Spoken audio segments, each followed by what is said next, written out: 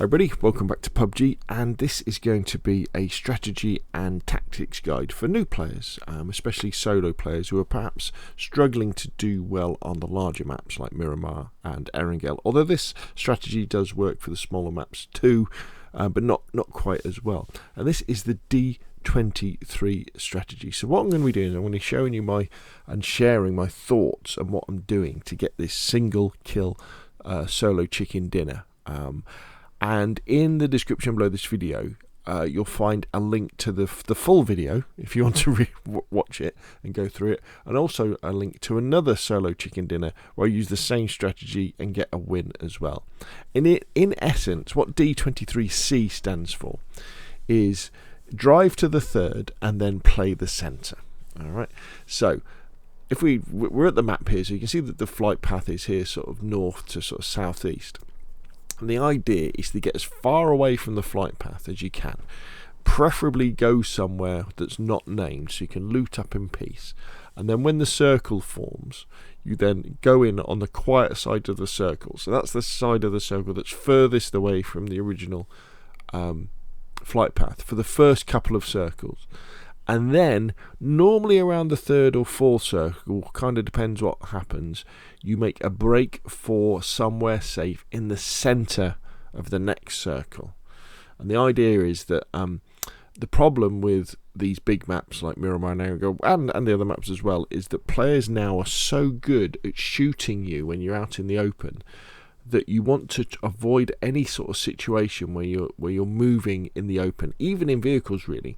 And at the earliest opportunity, if you can put yourself in the center of a smaller circle, it means the chances are you'll be in the next circle, and you might be even the next circle. So everybody else is killing themselves so that you can get to the top 10. Now, once you're in the top 10, kind of all bets are off, I think, in PUBG. Anybody can win when you're in the top 10. Doesn't mean if you started playing the game yesterday or you've been playing it since 2017. If you're in the top 10, if you have a bit of luck, you can win. And that's the idea of this strategy. So in this particular one, and the other thing, sorry, I should have said, is that what you're looking to do, especially on the big maps like Miramar and Erangel, is you're looking for a vehicle. You need a vehicle. So you want to really jump along a road, for example, this road here, to pick up a vehicle. I think I end up looting around this area here. So let's come out of... Oh, do I need to come out full screen? No. So we're going along. There's the flight path. All right, we know that. And I'm going to jump out and we're going to head to the west. There we go.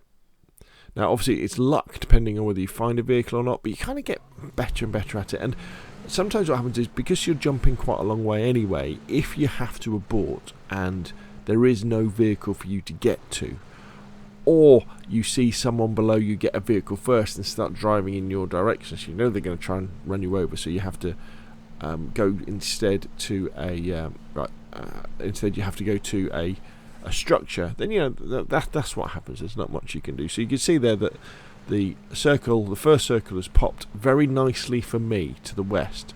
So this means that circle is it's a long way from the original flight path. And what you'll see is, you should see it pop up again in a second.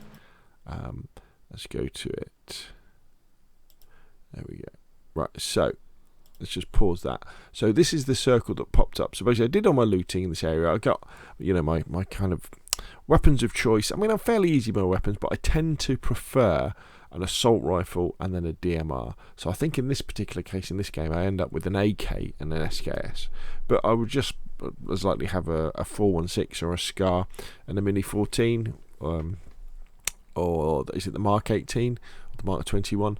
Just the semi-automatic distance rifle with like a 4x or a 6x on, and then an assault rifle with a red dot or a hollow. Although I'm not averse, to be honest, I'm not averse to mixing up and even having things like Tommy guns as my close-up weapon. I think they're a lot of fun, and the Vector as well. That can be a lot of fun as well. So what are my thoughts now? So we've got this first circle. We know the flight path was north to southeast. So I'm thinking next, it's too early to go into the centre because you don't know where the next circle is going to pop, so you might as well stay safe. So I'm going to head north up in this direction to around here, just to, I don't know, get the final first aid kit, see if I can pick up a level 3 vest, that kind of thing. and so we head north. And these warehouses are really good on Miramar, because obviously you can just drive into them and you can be really nice and safe. I tend to like having a minimum of 3 first aid kits, probably at least 3 painkillers, at least 3 boosts. I like to use the tactical kit, is it the EMR tactical kit, the medical tactical kit at the moment. That's the one that means your boosts fill your boost bar up better. You heal faster as well, and also with first aid kits, I believe when you use a first aid kit you heal to full health as well, which is a big advantage, I think, when you're in the late game and you're in firefights, and you don't always have time. I don't think you'd always have time to repair things like your vest, but if you can quickly take a energy drink or a painkiller, that will take you up to full, get you on the way to full health, then that definitely helps. Other things, I've got the jammer pack on. Jammer pack is worth its weight in gold, I think. It can get you in those situations where you need to move last. Right, let's just pause that. Okay, so we got the next circle has popped up. Again, it's still pretty good, because remember the flight path was north to southeast, so not that many people would have pushed in this direction, because they wouldn't have been able to get to Alcantara. People have probably gone to El Pozo. They would have reached El Pozo, maybe. It was still quite a long way, but the safe bet really is round here. Because remember, the whole point of this is not to bump into any other players. It's to avoid other players until we have to. So that's the decision to make.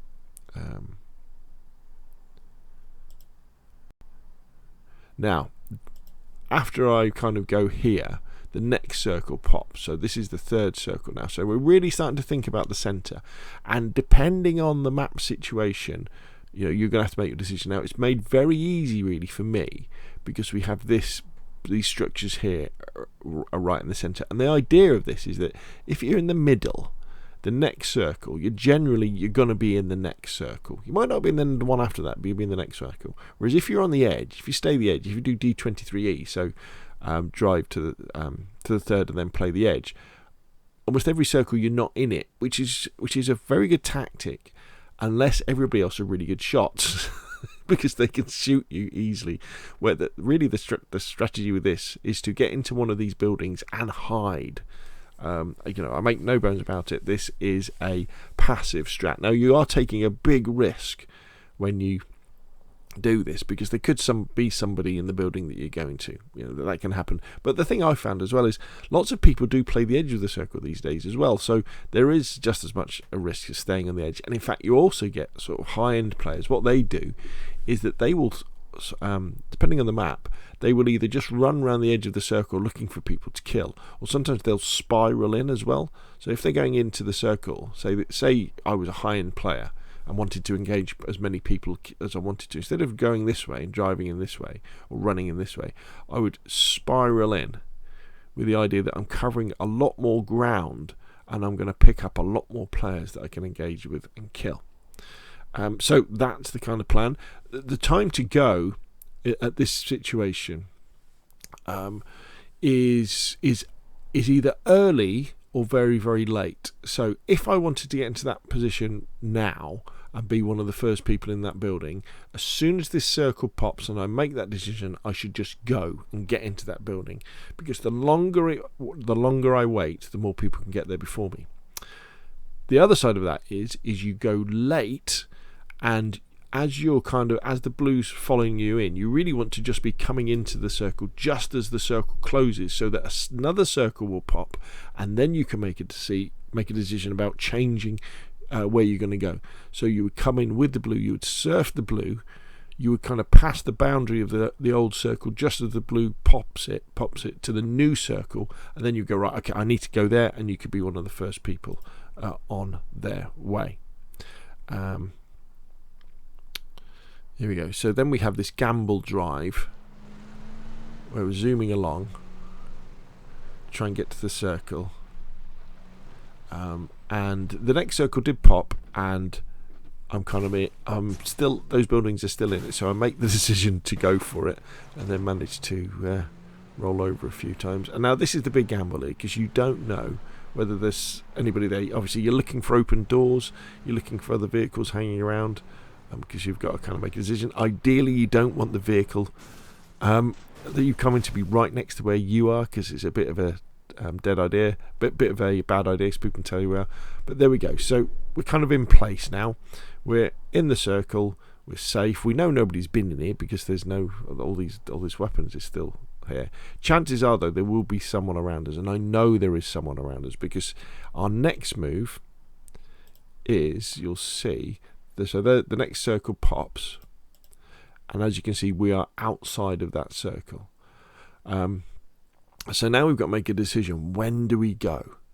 Because we know there's some. I've heard shooting as well. We know there's people around here, so there's no point really going early, I don't think, in this particular case, because you could say, well, why don't you go early and get in one of these buildings? There's already going to be people there. There's still 12 people left alive, especially in solo games. People don't like staying in the open. There's going to be people here, and there's going to be people here already. So I've got no advantage of going early. I'm probably going to get killed. The advantage is probably going late, again, crossing the boundary of the old circle just as the blue comes in, so the new circle pops, so you can see where you're going to go.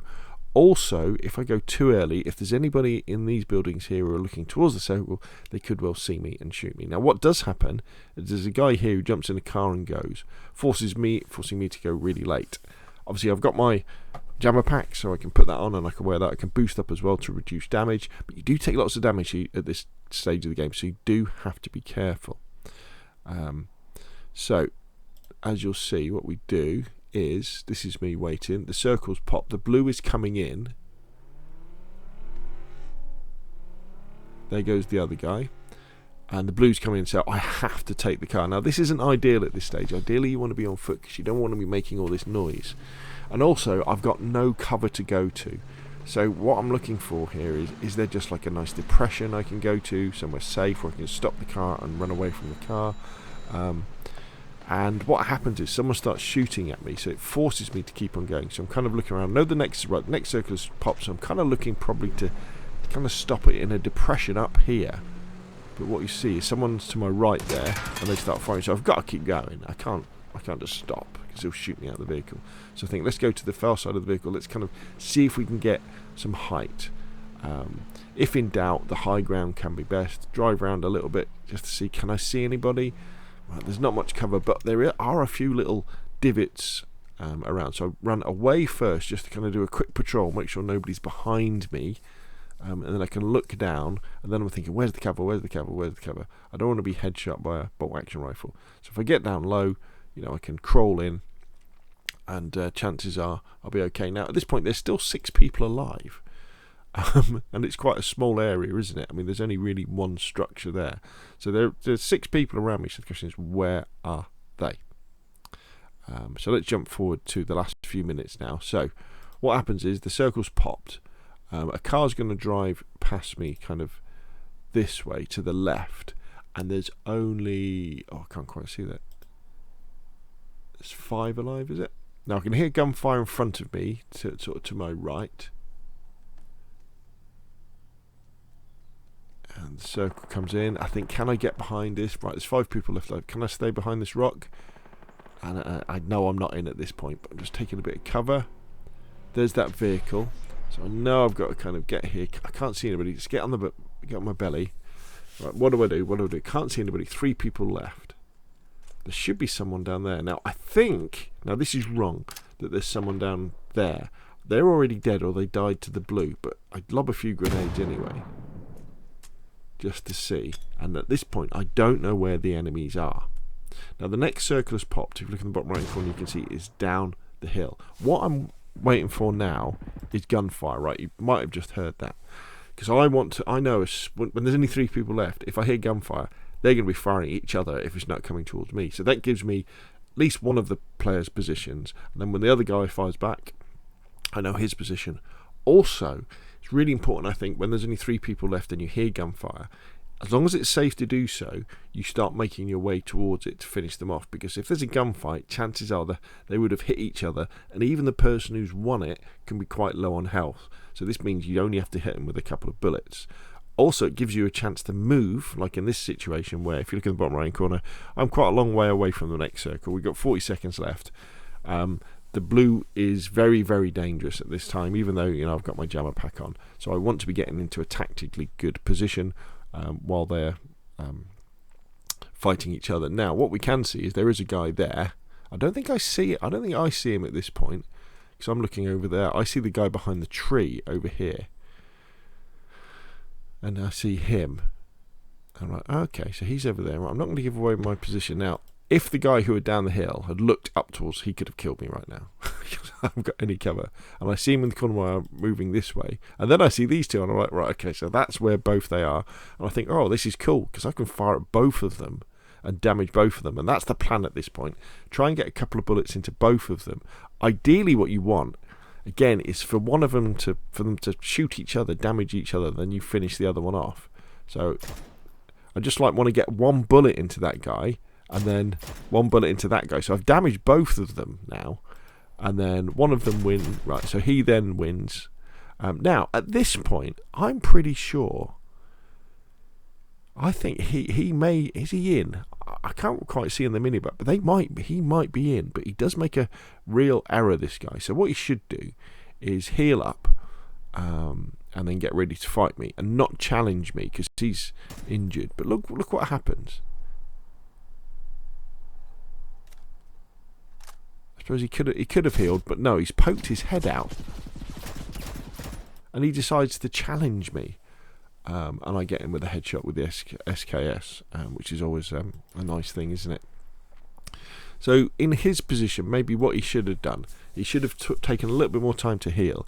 He could have used this building for cover. If he wasn't in, and he needed to move, he could have used this defilade, or this raised area here, to hide behind and just peek there. Or he could have used this defilade here to peek there. As it was, one kill. So there we go, D23C. Drive to third, and then play the centre.